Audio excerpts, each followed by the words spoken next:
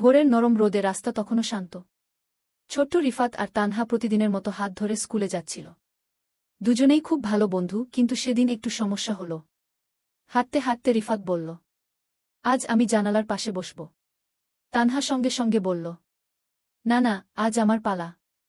এই কথা নিয়েই দুজনের মুখ ভার হয়ে গেল। হাঁটতে হাঁটতে কথা বলা বন্ধ, চোখে জমে উঠল পানি। হঠাৎ রাস্তায় একটা ছোট পাখি ডানা ঝাপটাতে ঝাপটাতে উঠতে পারছিল না। দুজনেই থেমে গেল। তানহা বলল, ওটাকে সাহায্য করি? রিফাত মাথা নেড়ে বলল, চলো একসাথে করি। দুজন মিলে পাখিটাকে নিরাপদ জায়গায় রেখে দিল। পাখিটা উড়ে যেতেই দুজনের মুখে আবার হাসি ফুটে উঠল। রিফাত বলল, তানহা, কাল তুমি জানালার পাশে বসবে গু। তানহা হাসতে হাসতে বলল, আজ তুমি বসো গু। স্কুলের গেটের সামনে পৌঁছে দুজন বুঝে গেল, ঝগড়ার চেয়ে বন্ধুত্ব অনেক বড়।